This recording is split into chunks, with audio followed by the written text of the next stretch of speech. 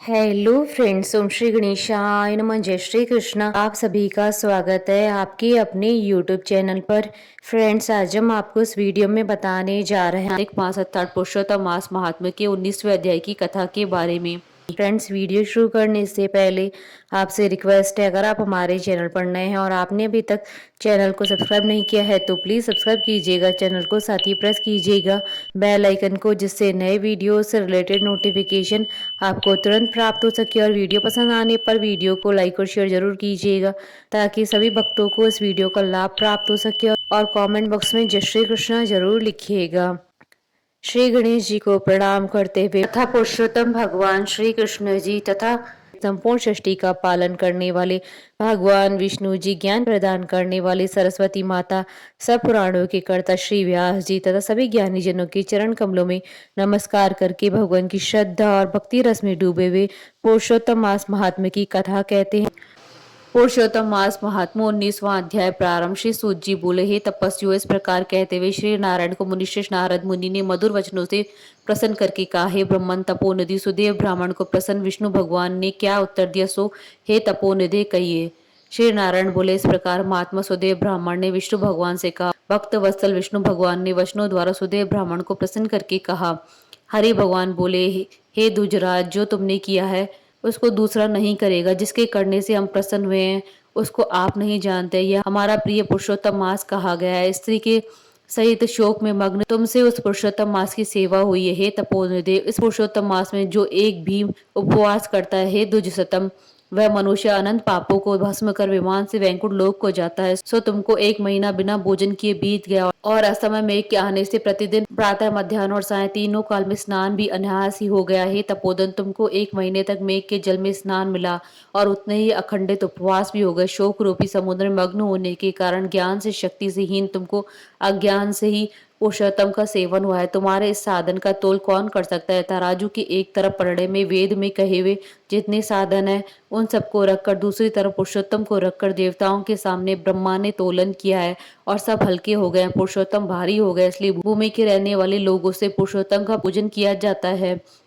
हे तपोधन, यद्यपि पुरुषोत्तम मास सर्वत्र है, फिर भी इस पृथ्वी के लोक में पूजन करने से फल देने वाला है। इससे हे वत्स, इस समय आप सब तरह से धन्य है, क्योंकि आपने इस पुरुषोत्तम मास में उग्र तथा परम दारुण तप को किया है। मनुष्य शरीर को प्राप्त कर जो लोग श्री पुरुषोत्तम मास में स्नान दान आदि से रहित रहते हैं, वे लोग जन्म जन्मांतर में दरिद्र होते हैं। इसलिए जो सब तरह से हमारे प्रिय पुरुषोत्तम मास का सेवन करता है, वह मनुष्य हमारा प्रिय और धन्य और भाग्यवान होता है। श्री नारायण बोले, हे मुनि जगदीश्वर हरि भगवान इस प्रकार कहकर गरुड़ जी पर सवार होकर शुद्ध वैकुंठ भवन को शीघ्र चले गए। सब पत्नी सुदेव शर्मा पुरुषोत्तम मास के सेवन से मृत्यु से उठे हुए सुखदेव पुत्र को देखकर अत्यंत दिन रात प्रसन्न होने लगे।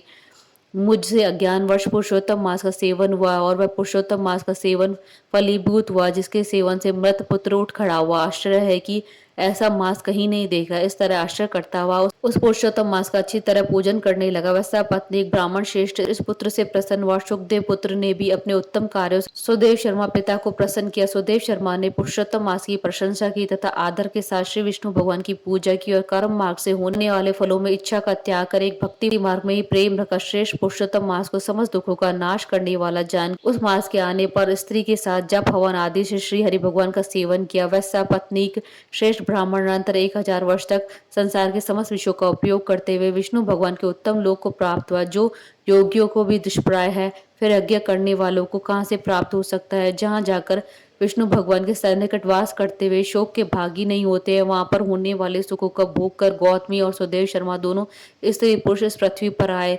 वहीं तुम सुदेव शर्मा इस समय दृढ़धनवा नाम से प्रसिद्ध पृथ्वी के राजा हुए। पुरुषोत्तम नाम के सेवन से समस्त रिद्धियों के भोक्ता हुए। हे राजन, ये आपकी पूर्व जन्म की पति देवता गौतमी ही पटरानी है। हे भूपाल, जो आपने मुझसे पूछा था सो मैंने कहा। और शुक पक्षी तो पूर्व जन्म में जो शुकपुत्र सुखदेव नाम से प्रसिद्ध था और श्री हरि भगवान ने जिसको जिलाया था, वह 12,000 वर्ष तक आयु भोग कर वैकुंठ को गया। वहां वन के तालाब के समीप वट वृक्ष पर बैठकर पूर्व जन्म के पिता को तुमको आए हुए देखकर मेरे हितों के उपदेश करने वाले प्रत्यक्ष मेरे देवत विषय रूपी सर्प से दूषित संसार में मग्न इस प्रकार पिता को देखकर और अत्यंत कृपा से युक्त वह शुक पक्षी विचार करने लगा कि यदि मैं इस राजा को ज्ञान का उपदेश नहीं करता हूँ तो मेरा बंधन होता है। जो पुत्र अपने पिता को पुनाम नरक से रक्षा करता है वही पुत्र है। आज मेरा ये श्रुति के अर्थ का ज्ञान ही वृथा हो जाएगा, इसलिए अपने पूर्व जन्म की पिता का उपकार करूंगा। हे राजन, दृढ़ इस तरह निश्चय करके वह शुक पक्षी वचन बोला। हे पाप रहित राजन, जो आपने पूछा सो यह सब मैंने कहा। अब इसके बाद पाप नाशनी सरयू नदी को जाऊंगा। श्री नारायण बोले। इस प्रकार बहुत समय तक उस प्रसिद्ध यशस्वी राजा दृढ़ की पूर्व जन्म का चरित्र कहकर जाते वाल्मीकि मुनि की प्रार्थना कर असंख्य पुण्यवान राजाओं का राजा वाल्मीकि मुनि को नमस्कार करता हुआ बोला। इति श्री वैद नारद पुराण पुरुषोत्तम मास महात्म 19वां अध्याय संपूर्ण। बोलिए भगवान श्री हरि विष्णु जी की जय, सनातन धर्म की जय।